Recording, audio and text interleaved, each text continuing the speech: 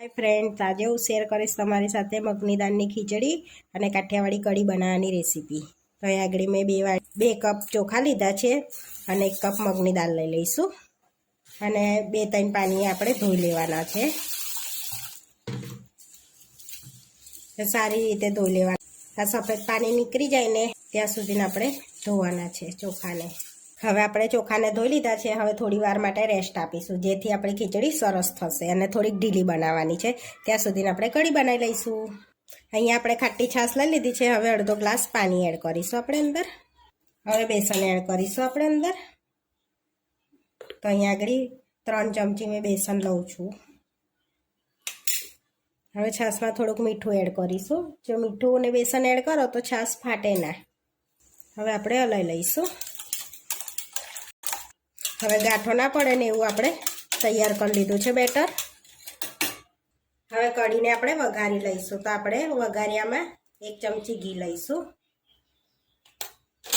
Melt થવા દઈશું એને। ઘીમાં વઘારો તો કઢીનો ટેસ્ટ જ અલગ લાગે, સરસ લાગે। હવે ઘી મેલ્ટ થઈ ગયું છે। હવે આપણે રહી એડ કરીશું, અડધી ચમચી એડ કરીશું, થોડું અડધી ચમચી બેને કતરવા દઈશું। હવે એમાં આપણે ખડા મસાલા એડ કરીશું। તો 1 ચક્ર ફૂલ એડ કરીએ છીએ, લવિંગ અને તજ એડ કરીશું, 1 સૂકું લાલ મરચું એડ કરીશું અને કડી લીમડો એડ કરીશું, તમાલપત્ર એડ કરીશું અને ગેસ બંધ કરી દઈશું અને થોડી હિંગ એડ કરીશું। આદુ લસણ મરચાંની પેસ્ટ એડ કરીશું આપણે અને શેકી લઈશું। ઘી ગરમ જ છે એટલે શેકાઈ જશે। હવે ફરી ગેસ એકવાર ચાલુ કરી લઈશું અને બીજા મસાલા એડ કરીશું આપણે। જેમાં અહીં આપણે મસાલામાં એડ કરીએ એ શેકી લઈએ તો સ્વાદ સારો આવે। તો અહીંયા આગળ અડધી ચમચી લાલ મરચું એડ કરીએ છીએ, ગરમ મસાલો એડ કરીશું અને થોડો મરી પાવડર એડ કરીશું અને શેકી લઈશું। બધું શેકાઈ ગયું છે। હવે આ બધો વઘાર કઢીમાં એડ કરી દઈશું આપણે।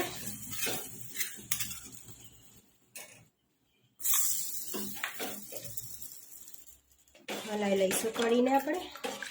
આ કઢીમાં તમે ડુંગળી બી એડ કરી શકો છો, મેં એ સ્કીપ કરી છે ડુંગળીને।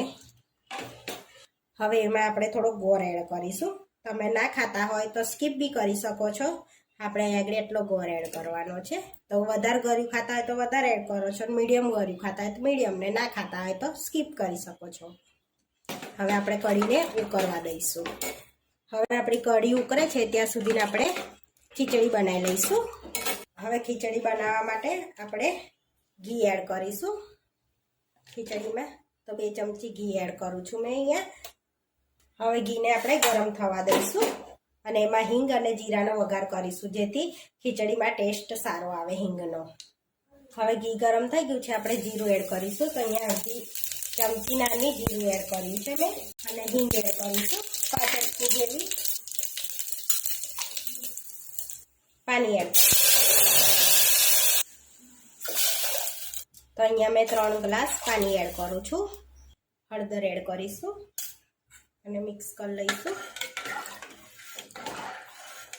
પાણી કાઢીને ચોખા આપણે અંદર એડ કરી દઈશું પલાળેલા। હવે સ્વાદ પ્રમાણે મીઠું એડ કરીશું। તો મેં આગળ 2 ચમચી મીઠું લીધું છે નાની, અને હવે એક ઉભરો આવવા દઈશું આપણે અંદર। હવે આપણે પાણી ઉકળી ગયું છે। હવે ધીમા તાપે આપણે 3 થી 4 વિસલ કરી લઈશું।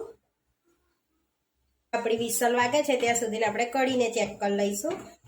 હવે આપણે કઢી રેડી થઈ ગઈ છે। હવે આપણે એમાં ધાણા એડ કરીશું।